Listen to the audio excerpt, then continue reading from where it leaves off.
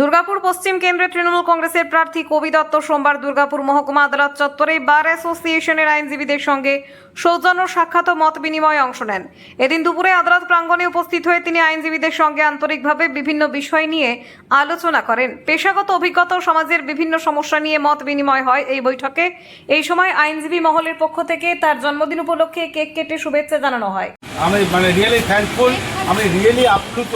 এত ভালোবাসা যে ছিল বা আছে আমি কিন্তু এতটা জানতাম না, এবং আমি ভগবানের কাছে প্রার্থনা করি এই যে ভালোবাসার যে ভারটা এটা যেন বহন করতে পারি, এবং দায়িত্ব যদি আসে সেই দায়িত্বটা যেন ঠিক মতো পালন করতে পারি উইথ স্যাটিসফ্যাকশন। মুখ্যমন্ত্রীর শুভেচ্ছা বার্তা পেয়েছেন? সব কিছু সব জায়গায় বলা যায় না। চলো। আইনজীবীদের এই ভালোবাসা এবং সম্মানে আপ্লুত হয়ে কবি দত্ত জানান, মানুষের এই আন্তরিক সমর্থনই তাকে আরও শক্তি অনুপ্রেরণা যোগাবে। তিনি ভবিষ্যতে জনকল্যাণমূলক কাজের মাধ্যমে মানুষের পাশে থাকার অঙ্গীকার পুনর্ব্যক্ত করেন।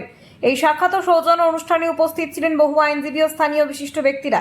পুরো অনুষ্ঠানকে ঘিরে আদালত চত্বরে এক সৌহার্দ্যপূর্ণ পরিবেশ তৈরি হয়।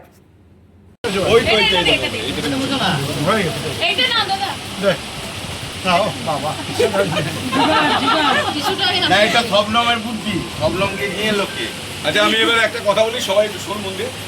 দেখ, একটা কথা বলি, আমরা লয়ার, আমাদের ক্ষমতা প্রচুর। মানুষকে কিভাবে ইনফ্লুয়েন্স করতে হয় আমাদের থেকে ভালো কেউ জানে না। প্রত্যেকের অন্তত 10টা করে মক্কেল আছে, 15টা করে মক্কেল আছে, প্রত্যেকে যারা আছিস জানাতো না।